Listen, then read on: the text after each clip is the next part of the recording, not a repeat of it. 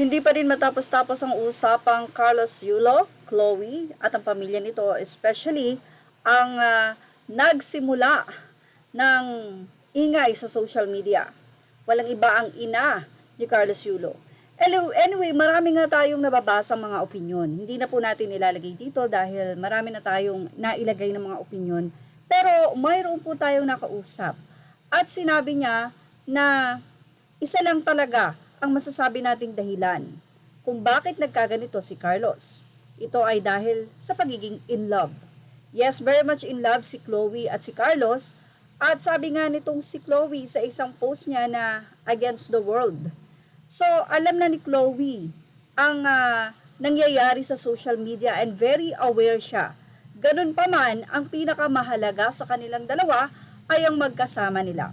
Alam nyo ba na 4 years ago ay na-interview itong si Carlos Yulo kung saan ay sinabi ng mama niya na nagkaroon siya ng sakit at nasa, parang hindi ko alam kung nagkukumpit noon si Carlos Yulo at sobrang alalang-alala sa nanay niya nung nalaman niya na ito ay nagkasakit. Ito po yung sa Milo. Na burnout nga ba Kalarong itong si pambansa, Carlos tapos Yulo Batang matapos Pinoy. niyang ibahagi sa social media na natulungan siya ng girlfriend na si Chloe sa mental health nito. Nasa 500. Kamakailan lamang ay na-interview ang papa niya na si Mark Andrew Yulo at ipinakita nito ang napakaraming medal na nakasabit sa kwarto ni Carlos kung di tayo nagkakamali at ayon sa kanya, sa dalawa, napakarami na din ding medal ng namin kanyang maisabit dalawang kay anak. Drew, kay Isa.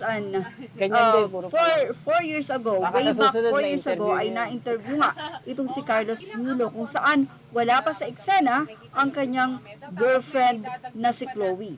Ayon sa isang naging pahayag ni Gerald Fajardo, si Chloe ay nag-message kay Carlos. That time ay parang gusto niyang tulungan itong si Carlos financially. Parang ganun. Ang kwento niya, hindi malinaw pero nag-reply naman daw itong si Carlos at doon na nga nagsimula ang love story ng dalawa. 4 years ago, kung saan that 4 years then, that year, nakilala ni Carlos Yulo itong si Chloe.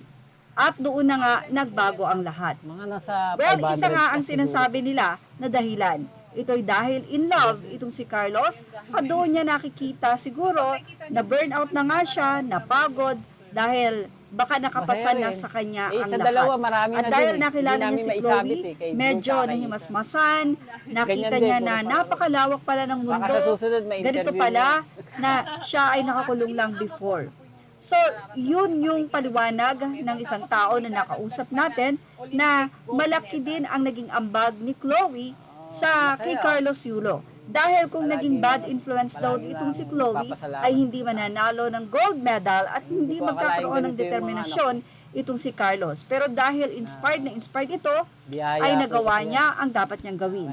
Ganoon pa man, mas masaya nga daw na i-celebrate ang iyong katagumpay kung ang pamilya mo ay kasama mo rin sa lahat ng plano sa iyong buhay. Talagang ganyan, sabi nga ni RR Enriquez, mababurnout ka talaga, mapapagod, pero napakasarap isipin na mabibigyan mo ng magandang buhay ang iyong pamilya.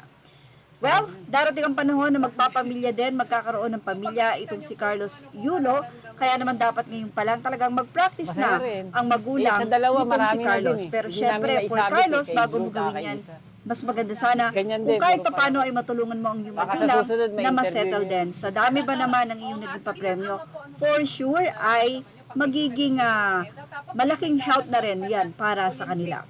Although hindi naman pinipilit ng mga magulang, pero bilang isang anak, syempre, dapat alam mo na yan. Kung mayroon ka mang dapat tulungan higit sa lahat, walang iba, kundi ang ipinagkakautangan ng iyong buhay. Ayan ang ating Showbiz Snap Update. Thank you for watching. Images are all credit to the rightful owners. Kailangan natin po suportahan yung mga bata pag ganyan. May mga talento.